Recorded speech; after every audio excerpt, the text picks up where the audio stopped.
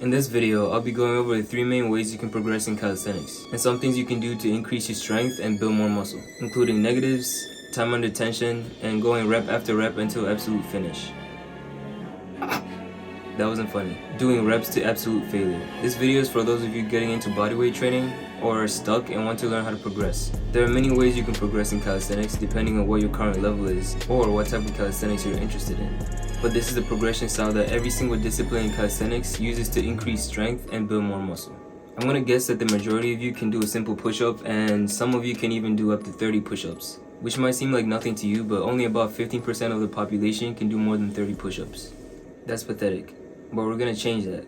And so far we have a small army, so hit the like button and help build the mafia. If you're part of the majority and are looking to build more strength, you want to start with easier progressions such as knee push-ups and negatives. And be ready to get your knees dirty like your mom did when... I'm gonna stop now. Okay, now that I have your attention, you want to focus on keeping strict form throughout the entire movement, because it will benefit you when you start doing harder progressions down the line. And you want to do this even with the easiest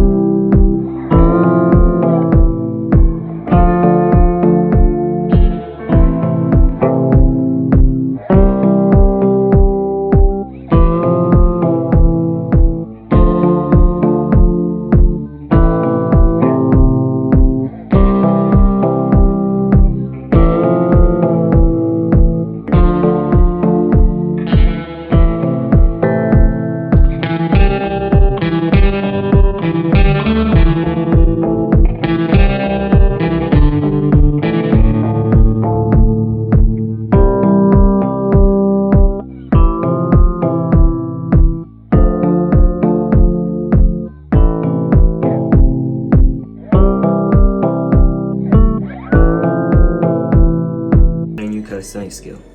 The next thing I want to talk about is failure. You don't have to push to absolute failure in every single set if you're training optimally. I would argue that it's detrimental for your progress in the long run if you're not at a high level yet, where you need to be training to absolute failure every single time to see more growth. Because you will need a much longer recovery time, which can hurt your progress in the long run.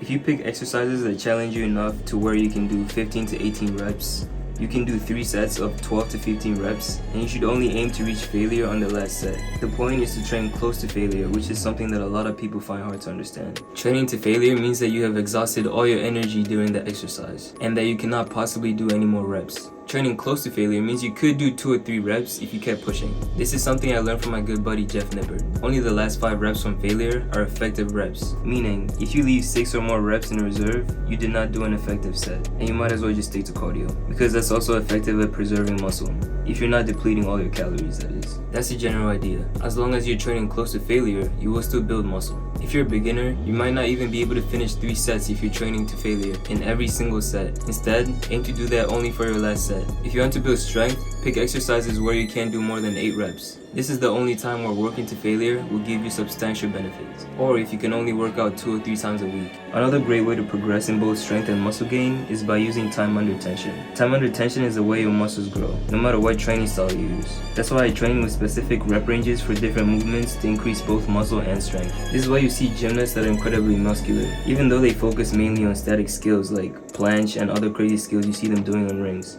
If the exercise gets too easy for you, another way to progress is by changing the lever, which adds more difficulty.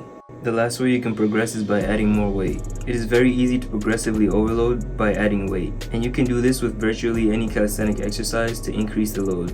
You can do this by using a weighted vest or ankle weights. This is a great way to help you progress to the next strength exercise and builds a significant amount of muscle mass. Although I will say that if you want to learn skills like front lever or planche, where you use the lever to do the exercise, adding ankle weights can make the skill significantly harder. I've used weighted vests in the past, but I realized that when bulking, the added body weight makes the exercises I do much harder.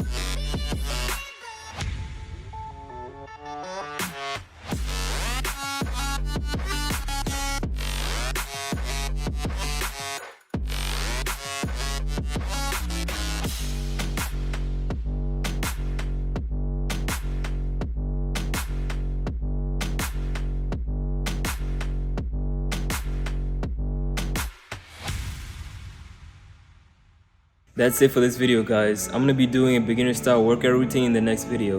And let me know if there's anything you want me to cover in the next video, and comment down below if I miss anything.